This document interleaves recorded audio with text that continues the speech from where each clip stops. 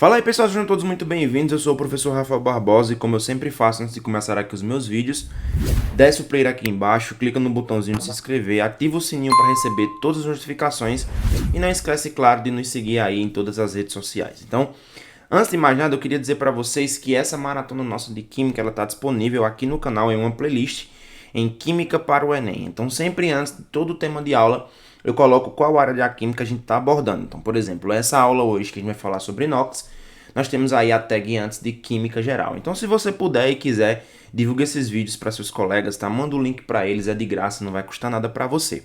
Então, depois da vinheta, a gente vai começar aí nossa aula falando sobre NOx.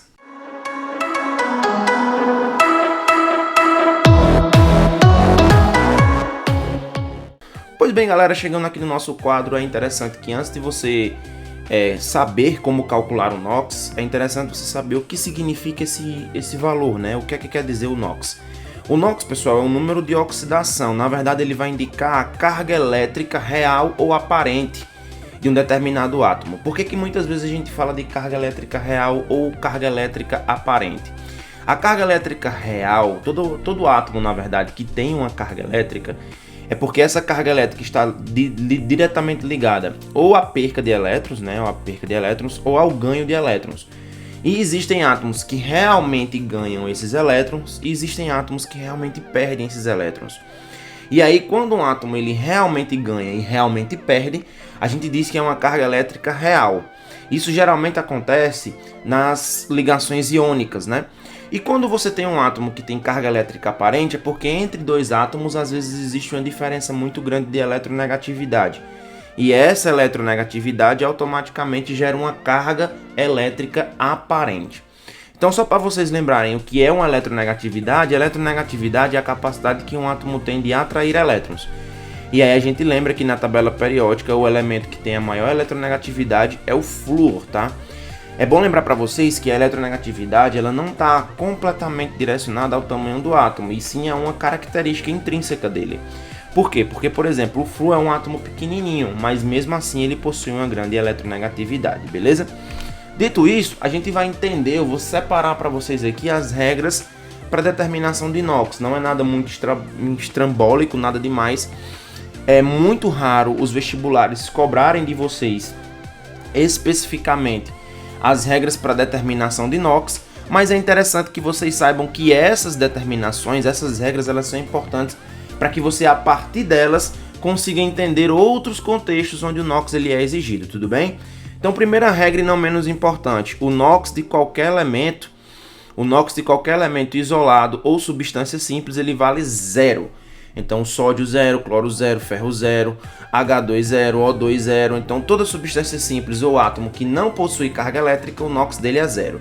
Já se você tiver um íon, né, o seu íon, especialmente íons monoatômicos, né, formados por apenas um átomo, a sua carga corresponde ao seu NOx. Então, por exemplo, aqui, o alumínio mais 3, o NOx dele é mais 3. O S-2, o NOx dele é menos 2, beleza? Então é interessante lembrar para vocês que dentro dessas determinações de NOx, nós temos que essas características aqui relacionadas à carga elétrica dos íons, elas existem, beleza? Então, para que a gente entenda dentro de soluções e de compostos iônicos, a gente pode utilizar essa regrinha prática, né? Para a gente, a partir de uma substância, conseguir descobrir o seu NOx, ou então a partir das substâncias formadas, né, dos átomos formados, a gente descobrir que substância se forma. Então, como é que eu posso aplicar essa regra?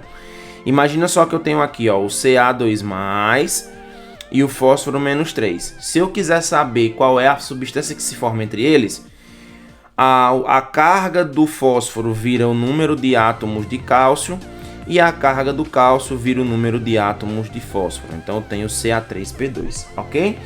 Tio Rafas, e o inverso é verdadeiro? Sim, o inverso é verdadeiro. Se você tiver uma substância iônica e lembrar que a substância iônica é formada por um metal mais um ametal, se eu tenho a substância formada, eu consigo saber a carga de seus íons, ok?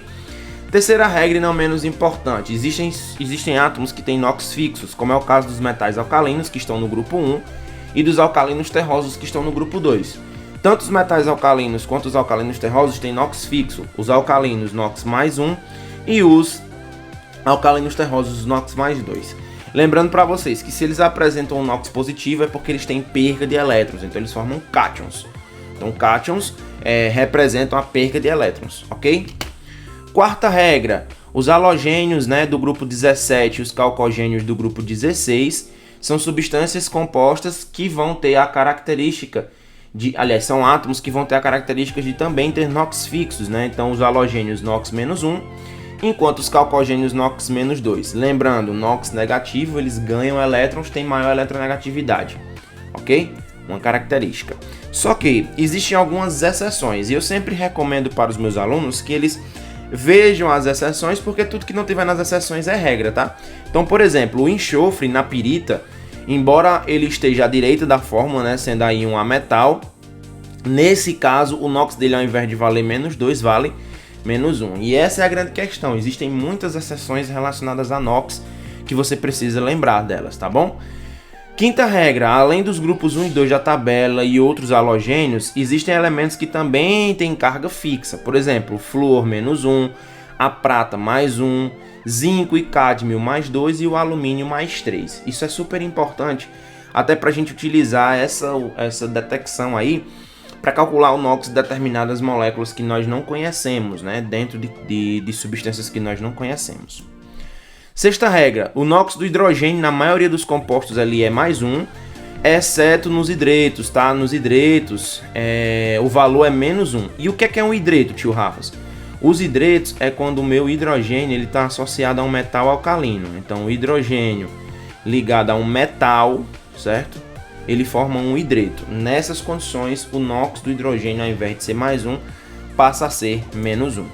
Bom, o NOx do oxigênio, na maioria dos compostos, ele é -2, exceto nos peróxidos, que ele é -1, nos superóxidos, que ele é -1,5, nos fluoretos, que ele é +2, e nos difluoretos, que ele é +1. Como eu mencionei para vocês, é interessante que a gente saiba primeiro as exceções para a gente poder inferir a regra. Então, o que é um difluoreto?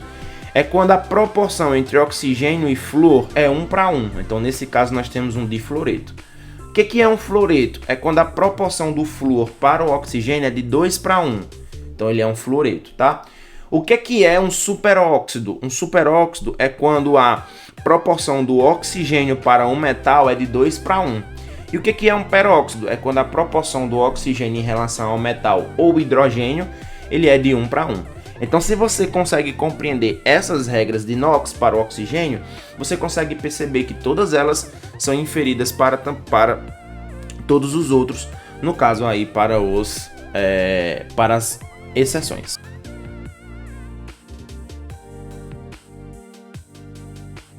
A oitava regra, né, que a gente vai determinar agora a carga das moléculas, né? Então, o somatório das cargas de um composto eletricamente neutro sempre vale 0. Então, por exemplo, se eu somar aqui o hidrogênio mais o NOx do enxofre mais o NOx do oxigênio, isso tudo vai ter que dar 0, tá bom? Lembrando para vocês, pessoal, que o NOx ele é para cada átomo. Então, vamos lá. Se o NOx do oxigênio é -2 e eu tenho 4 átomos, eu vou multiplicar 4 vezes 2. Se o NOx do hidrogênio é +1 e eu tenho 2, então vou multiplicar 2 vezes 1, beleza? Isso também valeria para o elemento central. Na maioria das vezes as questões elas vão pedir para vocês determinarem o NOx do elemento central. Mas nesse caso aqui é só para demonstrar a vocês a regra de que todas as vezes que eu somo o NOx dessas substâncias eles vão dar 0, porque as substâncias são eletricamente neutras. No entanto, se eu tiver um íon, agora a soma dos NOx deles vão ser iguais às cargas dos íons. Então veja aqui que eu tenho um íon sulfato. Nesse caso, a soma dessas cargas aqui vai ser igual à carga do íon, nesse caso -2, tá? Aqui da mesma forma no íon fosfato, daqui da mesma forma no íon amônio, tudo bem? Então, se a minha substância for eletricamente neutra e não tiver nenhuma carga, a soma dos NOx é igual a 0. Se for algum íon, a soma dos NOx vai ser igual à carga do íon. Algumas observações elas também podem ser importantes quando a gente vai calcular o NOx de um elemento em um composto molecular, ou seja, covalente. Lembra que nesses casos a gente tem a relação entre eletronegatividade. Então, por exemplo, aqui quando eu tenho o ácido clorídrico, o NOx do hidrogênio é +1, o NOx do cloro é -1. Então você pode fazer essa diferença, ok? Se a gente observar esse exemplo aqui no caso do ácido cianídrico, a gente pode aplicar ele também para os compostos orgânicos, tá? Embora o ácido cianídrico não seja orgânico, mas a gente pode aplicar isso para os compostos orgânicos. Então, olha só.